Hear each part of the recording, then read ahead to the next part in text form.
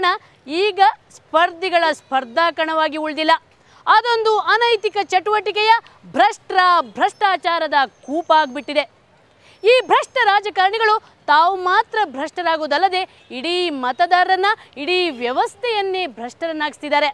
ಅದು ಹೇಗೆ ಅಂತ ತಿಳಿಸ್ತೀನಿ ಬನ್ನಿ. ಆಂಬ್ಯುಲೆನ್ಸ್ನಲ್ಲೂ ಕಳ್ಳಮಾಲು.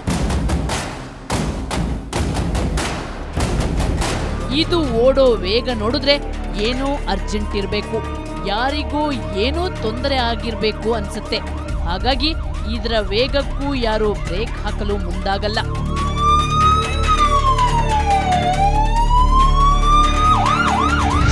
ಆದರೆ ಚುನಾವಣೆ ದಿನಗಳಲ್ಲಿ ಈ ಆಂಬ್ಯುಲೆನ್ಸ್ಗಳ ವೇಗಕ್ಕೂ ಬ್ರೇಕ್ ಹಾಕಬೇಕಾಗಿದೆ. ಯಾಕಂದ್ರೆ ಇವು ಕಳ್ಳಮಾಲು ಸಾಗಿಸೋ ಮಾಧ್ಯಮ ಆಗಿಬಿಟ್ಟಿವೆ. ಹೆಣದ ಜೊತೆ ಕಳಿಸ್ತಾರೆ ದುಡ್ಡು. ಯಾರು ಕಳಿಸ್ತಾರೆ? ಅದು ಹೆಣದ ಜೊತೆ ದುಡ್ಡು ಹೆಣಗಳಿಗೆ. ಜೀವಂತವಾಗಿ ನಡೀತಾವ್ರಲ್ಲ, ಅವ್ರು ಜೀವಂತವಾಗಿ ನಡೀತಾರ ಹೆಣಗಳಿಗೆ ದುಡ್ಡು ಬೇಕಾಗಿರೋದು. ಅವರಿಗೆ ಹೆಣದ ಜೊತೆ ಹಾಕಿ ದುಡ್ಡು ಕಳಿಸ್ತಾರೆ. ಇದು ಗೊತ್ತಿರೋದೆ.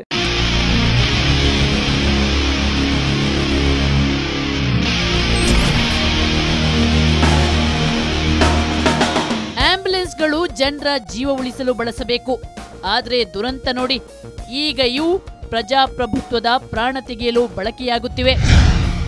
ಕಳೆದ ಬಾರಿಯ ವಿಧಾನಸಭಾ ಚುನಾವಣೆಯಲ್ಲಂತೂ ಅಕ್ರಮ ಹಣ ಸಾಗಾಟಕ್ಕೆ ಆಂಬ್ಯುಲೆನ್ಸ್ಗಳು ಭರ್ಜರಿಯಾಗಿ ಉಪಯೋಗ ಆಗಿವೆ.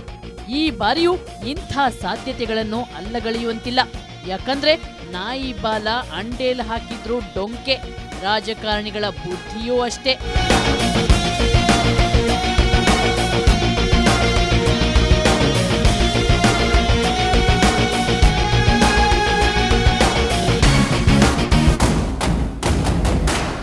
ತರಕಾರಿಯನ್ನು ಬಿಟ್ಟಿಲ್ಲ ಖದೀಮರು.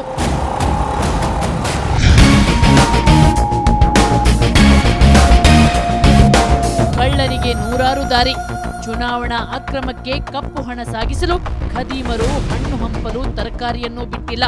ತರಕಾರಿಯೊಳಗೆ ಹಣ್ಣು ಹಂಪಲಿನ ಬಾಕ್ಸ್ನೊಳಗೆ ಹಣ ತುಂಬಿಸಿ ಸಾಗಿಸುತ್ತಿದ್ದಾರೆ. ಹವಾಲಾದಲ್ಲಿ ಹಣ ಅದ್ಲಿ ಬದ್ಲಿ.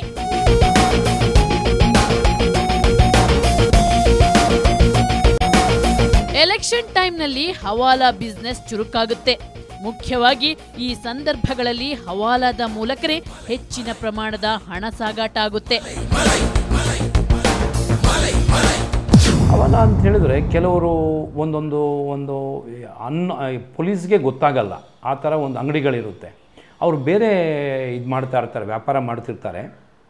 ಭಾಳ ಗೊತ್ತಿರೋರಿಗೆ, ಪೊಲಿಟಿಷಿಯನ್ಸ್ಗಳಿರ್ಬೋದು ಮತ್ತು ವ್ಯಾಪಾರಸ್ಥರಿರ್ಬೋದು, ಅವ್ರುಗಳಿಗೆ ಅವರು ಇಲ್ಲಿ ಇಷ್ಟು ಈಗ ಇವರು ಒಂದು 50 ಲಕ್ಷ ಇಲ್ಲಿ ಕೊಟ್ಟರೆ ಇವರಿಗೆ, ಅವ್ರೇನು ಮಾಡ್ತಾರೆ, ಫೋನಲ್ಲಿ ಇನ್ನೊಬ್ಬರಿಗೆ ಅಲ್ಲಿ ಅವ್ರ ಪಾರ್ಟ್ನರ್ ಇರ್ತಾರೆ. ಈಗ ಫಾರ್ ಎಕ್ಸಾಂಪಲ್ ಈಗ ಬೆಂಗಳೂರಿನ ಮೈಸೂರಿಗೆ ಒಬ್ಬರಿಗೆ ಅವರು ಬೆಂಗಳೂರಿನಲ್ಲಿ ಒಂದು ಅಂಗಡಿಯವರೆಗೆ ಹೋಗಿ 50 ಲಕ್ಷ ಕೊಡ್ತಾರೆ. ಅವ್ರೇನು ಮಾಡ್ತಾರೆ, ಅಂಗಡಿಯವರು ಅಲ್ಲಿ ಮೈಸೂರಿಗೆ ಫೋನ್ ಮಾಡ್ತಾರೆ, ಮಾಡಿಬಿಟ್ಟು ಹೇಳ್ತಾರೆ ಅವ್ರದ್ದು ಹಣ ಬಂದಿದೆ, ಅಲ್ಲಿ ಅನ್ನೋರು ವ್ಯಕ್ತಿ ಬರ್ತಾನೆ, ಅವನದು ಐಡೆಂಟಿಫಿಕೇಷನ್ ಇವ್ರು ಹೇಳ್ತಾರೆ, ಫೋಟೋನೂ ಕಳಿಸ್ತಾರೆ. ಈಗ ನಿಮ್ಮ ಇದರಲ್ಲೇ ಫೋಟೋಗಳು ಬಂದುಬಿಡುತ್ತೆ.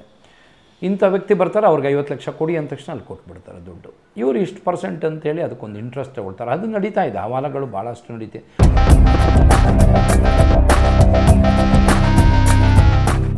ಯಾರ ಹಣ ಎಲ್ಲಿಗೆ ಹೋಗುತ್ತೆ ಅನ್ನೋ ಸುಳಿವೂ ಸಿಗಲ್ಲ.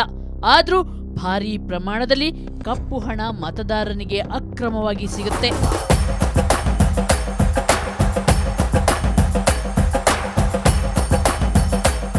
ಚುನಾವಣಾ ಅಕ್ರಮದ ಅಬ್ಬರ ಜೋರಾಗಿಯೇ ಇದೆ.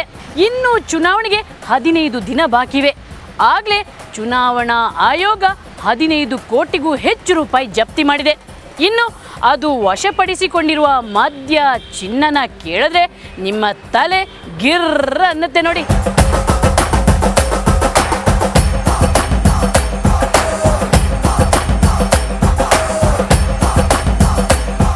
ಈಗಿನ ಚುನಾವಣಾ ಮಾರುಕಟ್ಟೆಯಲ್ಲಿ ಓಟು ತುಂಬಾನೇ ಕಾಸ್ಟ್ಲಿ ಆಗಿದೆ. ಕಣದಲ್ಲಿರೋ ಶ್ರೀಮಂತ ಅಭ್ಯರ್ಥಿಗಳು ಕೂಡ ಈಗ ಮತದಾರರಿಗೆ ಚಿನ್ನದ ಬಳೆ, ಓಲೆಯಂತ ಕಾಸ್ಟ್ಲಿ ಗಿಫ್ಟ್ ಕೊಡಲು ಪ್ರಾರಂಭಿಸಿದ್ದಾನೆ. ಇದಕ್ಕೆ ಇತ್ತೀಚೆಗೆ ಪೊಲೀಸರು ಜಪ್ತಿ ಮಾಡಿದ ಕೋಟ್ಯಾಂತರ ರೂಪಾಯಿ ಚಿನ್ನದ ಬಳೆಯೇ ಸಾಕ್ಷಿ. ಈವರೆಗೆ ಪೊಲೀಸರು 8 ಕೋಟಿ ರೂಪಾಯಿ ಮೌಲ್ಯದ ಮದ್ಯ ಇನ್ನಿತರ ವಸ್ತುಗಳನ್ನು ವಶಪಡಿಸಿಕೊಂಡಿದ್ದಾರೆ.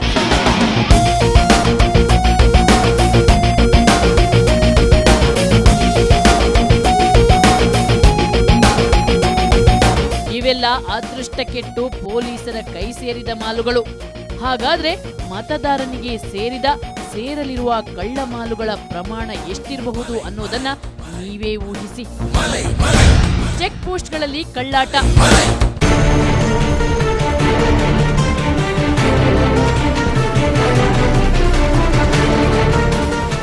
ಅಕ್ರಮ ತಡೆಯಲು ಚುನಾವಣಾ ಆಯೋಗ ಎಲ್ಲೆಂದರಲ್ಲಿ ಚೆಕ್ ಪೋಸ್ಟ್ಗಳನ್ನು ನಿರ್ಮಿಸಿದೆ. ಆದರೆ ಕೆಲ ಪ್ರಮುಖ ಚೆಕ್ ಪೋಸ್ಟ್ಗಳಲ್ಲಿ ಒಂದಿಬ್ಬರು ಪೊಲೀಸ್ ಪೇದೆಗಳು ಲಾಠಿ ಬೀಸುತ್ತಾ ನಿಂತಿರ್ತಾರೆ. ನಡುರಾತ್ರಿಯಲ್ಲಿ ಇವರು ಒಮ್ಮೊಮ್ಮೆ ನಿದ್ದೆಗೆ ಜಾರ್ತಾರೆ. ಇದೇ ಸಮಯ ನೋಡಿ ರಾಜಕೀಯ ಖದೀಮರು ಕಳ್ಳಾಟ ಶುರು ಮಾಡ್ತಾರೆ. ಕದ್ದು ಮುಚ್ಚಿ ಕಳ್ಳ ಮಾಲು ಸಾಗಿಸ್ತಾರೆ.